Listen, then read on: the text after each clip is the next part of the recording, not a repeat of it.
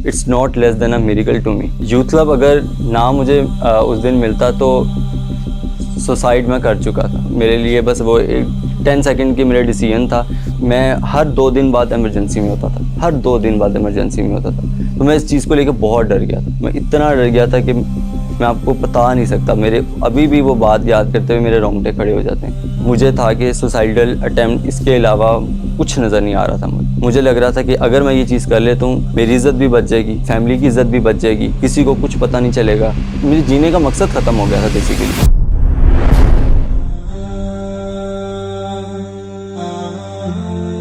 My name is Sultan Hubaib Ali and I am a veterinary doctor by profession. मेरी जो life का गोल था वो ये था कि मैं एक बड़े स्केल पे कोई कोरियोग्राफी करूं, कोई ऐसे मीडिया पर्सन बनूं, फिल्म इंडस्ट्री में जाऊं, एक्टिंग करूं, अपना एक नाम बनाऊं। मेरी ये नेचर के अंदर था कि बस मेरी ज़िद थी कि मैंने कुछ ना कुछ, जो मेरे ख्वाब है मैंने उनको पूरा करना है।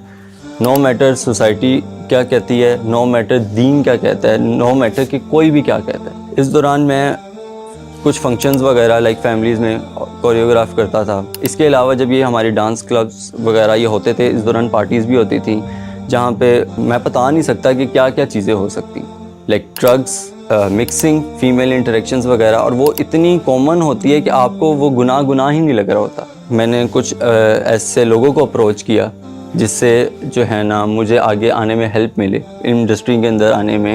एक डांस एकेडमी ज्वाइन करने के लिए बेसिकली मुझे एक पर्सन मिलता है फेसबुक के थ्रू और वो मुझे डांस एकेडमी में लेके जाता है और वहाँ पे मेरी ग्रोथ बहुत जल्दी होती है। तो मेरी अप्रोच बढ़ती है। एज अ बैकग्राउंड डांसर से मुझे वो लीड पे लेके आते हैं जहाँ पे आप सिखाते हैं लोगों को, जो आपको एक पूरा एक सॉन्ग दिया जाता है। वो मुझे एक कॉन्ट्रैक्ट के बारे में बताता है। प्रोसेस क्या है, आपको एक्ट करना है कि आप होमोसेक्सुअल हैं, आप होमोसेक्सुअल हैं और आपने सिर्फ एक्ट करना है, अभी आपने और कुछ भी नहीं करना। और मुझे ये बात बहुत स्ट्रेंज लगती है। तो उस मीटिंग के दौरान मुझे चीज़ें कुछ क्लियर नहीं थी और मैंने उसके लिए हामी भर दी। वहाँ उन्हीं के लोग, उन्होंने जो है ना मेरी डिटेल्स वगैरह, ऑब्वियस बात है मुझे उनको बतानी थी, उन्होंने निकाली और उन्होंने मेरे दोस्तों को अप्रोच करना स्टार्ट कर दी। फिर मुझे वो लोग जो है ना वो मुझे टिपिकली एक अजीब तरीके से वो मुझे मैसेज अप्रोच करते हैं, फेक अकाउंट्स बनाते हैं और वो मुझे अप्रोच करते हैं कि हम तुम्हारी ये बातें लीक कर देंगे, हम तुम्हारी ये कॉन्ट्रैक्ट लीक कर देंगे, जो कि ये सारी प्रोसेस है या कोई रिकॉर्डिंग है हम लीक कर देंगे। ब्लैकमेल किया मुझे कि मैं आपकी फैमिली को बता दूंगा कि आप इस टाइम के बाद आप यहाँ पे जाते हैं, आप कोचिंग के लिए नहीं जाते। तो मैंने सोचा मुझे कौन सपोर्ट करेगा इस चीज़ में, और मैं बहुत हेल्पलेस था। इसकी वजह से मेरी फ़िज़िकल जो हेल्थ थी वो इतनी ज़्यादा बुरी होगी, मेरी मेंटल हेल्थ इतनी बुरी होगी, मुझे डिप्रेशन, एंजाइटी अटैक्स आने लगे और मैं हर 2 दिन बाद इमरजेंसी में होता था, हर 2 दिन बाद इमरजेंसी में होता था। तो मैं इस चीज़ को लेकर बहुत डर गया था। मैं इतना डर गया था कि मैं आपको बता नहीं सकता। मेरे अभी भी वो बात याद करते हुए मेरे रोंगटे खड़े हो जाते हैं। रातों को मुझे अटैक्स आ जाने, एंजाइटी अटैक्स आने, बहुत ज़्यादा हार्ट की इशू होने और रीज़न कुछ भी नहीं पता। वो मुझे सिर्फ एनेस्थीसिया देते थे और मैं 1-1, 2-2 घंटे सिर्फ नींद में होता था। और जब मैं उठता था मेरे दिमाग के अंदर वो चीज़ें चलती थी कि अब क्या। और एक टाइम ऐसा आया, एक रात ऐसी आई कि मैंने कहा कि अब सुबह जो है ना मैं पिल्स खा लूँ, मैं कुछ ऐसा कर लूँ कि मुझे था कि सुसाइडल अटैम्प्ट, इसके अलावा कुछ नज़र नहीं आ रहा था। मुझे लग रहा था कि अगर मैं ये चीज़ कर लेता हूँ मेरी इज़्ज़त भी बच जाएगी, मेरी फैमिली की इज़्ज़त भी बच जाएगी, किसी को कुछ पता नहीं चलेगा और मैं ये चीज़ कर लेता हूँ। मैं इतना डिप्रेस हो गया था इस चीज़ को लेके कि मुझे उसके अलावा कुछ ऑप्शन, मेरे जीने का मकसद ख़त्म हो गया था बेसिकली। और मैं ये इस बारे में सोचता हूँ और यूट्यूब ओपन करता हूँ। जैसे मैंने आपको रूटीन का बताया कि मुझे था कि मैं सॉन्ग सुनूंगा और थोड़ी देर के लिए मुझे टेम्परेरी सेटिस्फेक्शन मिल जाएगी और मैं सो जाऊँगा। नेक्स्ट डे सुबह उठते साथ ही मैं अपनी ज़िंदगी ख़त्म कर दूँ। और मैं इतना पुख्ता था इस चीज़ पे और मुझे पता था कि मेरे डिसीजन ऐसे नहीं होते कि यार चेंज कर लूँ। मुझे पता था कि अगर मैंने ये सोच लिया तो ये मैं करूँगा तो ज़रूर। मैं YouTube सर्च करने के लिए खोलता हूँ और सामने ज़िया भाई की एक वीडियो आती है। मुझे टाइटल उसका सही से याद नहीं है। मैं सिर्फ ज़िया भाई को देख रहा होता हूँ और मुझे नहीं पता कि यूथ क्लब क्या है, मुझे नहीं पता ज़िया भाई क्या है, मुझे नहीं पता तोहा भाई क्या है। सिर्फ मैं वो देखता हूँ और वो उसमें ना ऐसे लग रहा था कि जैसे वो सिर्फ मेरे से बात कर। वो कुरान की ना उसमें आयत का कोई तर्जुमा भी था कि अल्लाह ने ना तो तुम्हें छोड़ा है और ना तो वो तुमसे बेजार हुआ। मुझे ये आयत इतनी, जिसका जो तर्जुमा था वो मुझे इतना हिट किया इस चीज़ में कि आई एम नॉट अलोन। और इसी दौरान मुझे यूथ क्लब का नंबर मिलता है एक बंदे से।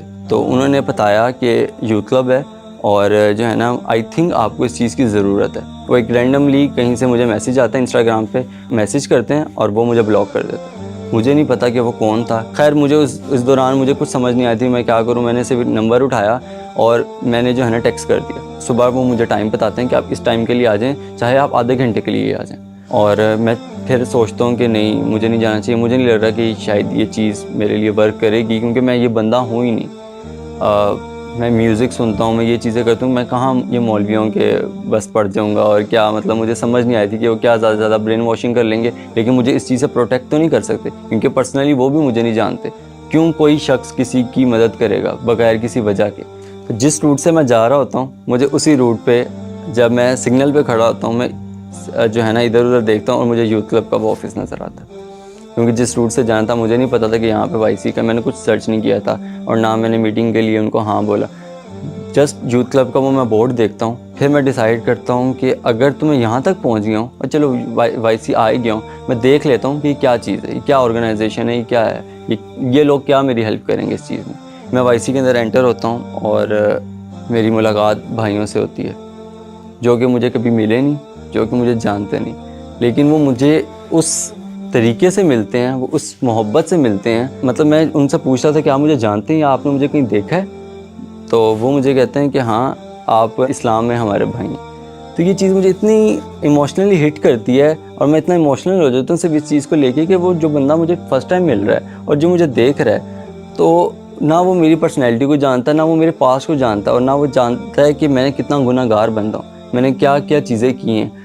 और इस दौरान वो मेरे से बात ऐसे करता है और वो मुझे बहुत इज़्ज़त देता है, मुझे बिठाते हैं, मेरे से बात करते हैं। इतना सेटिस्फाई अपने आप को फ़ील करता हूँ मैं, इतना अपने आप को, मुझे एक वो चीज़ नज़र आती है कि नहीं हुबैब, मतलब ये वो चीज़ नहीं है जो तू समझ रहा है, और तुझे डरने की ज़रूरत नहीं है। जब तेरे पास वो ज़ात अगर तुझे मिल जाए जिसने उस बंदे को बनाया जो कि तुझे ब्लैकमेल कर रहा है, तो मैं उस बंदे से क्यों डरूँ, या मैं उस शख्स से क्यों उम्मीदें लगाऊँ जो कि मेरी तरह का ही है। मेरे अंदर वो कॉन्फिडेंस लेवल इस तरीके से बढ़ा है, मेरा कॉन्फिडेंस लेवल इतना हो गया था कि मुझे नहीं पता वो क्या करेगा शख्स, वो मेरी फैमिली को अप्रोच करता है, कुछ करता है, मुझे किसी चीज़ का डर नहीं होता। वो एक मुझे खुद समझ नहीं आ रही थी कि हुबैब तेरे अंदर ये कॉन्फिडेंस लेवल आया कहाँ से, कि मैंने अपनी सिम, अपना डाटा, अपना एक चीज़ उड़ा दी कि वो लोग मेरे से कॉन्टेक्ट ना कर पाएँ जो मेरी एजेंसी के लोग थे। वो दिन है और आज के दिन है, मैं आज तक हॉस्पिटल नहीं गया उस रीज़न्स की वजह से, क्योंकि जो चीज़ मुझे हिट कर रही थी, जो डिप्रेशन मुझे था, जो एंजाइटी थी, वो जो सीड था वो तो ख़त्म हो गया था। वो अल्लाह ताला ने जड़ से उखाड़ दिया था वो चीज़, और मुझे वो पता भी नहीं लगा। यूथ क्लब बेसिकली मेरे लिए ये एक it's not less than a miracle to me. Youth club अगर ना मुझे उस दिन मिलता तो सुसाइड मैं कर चुका था। मैं आपको बता रहा हूँ कि उसी दिन जो है मेरे लिए बस वो एक 10 सेकंड की मेरा डिसीजन था, और मैंने सिर्फ पिक एंड चूज़ किया और वो अल्लाह ताला ने मुझे उस रास्ते पे डाल दिया और मुझे वाईसी की तरफ ले आया।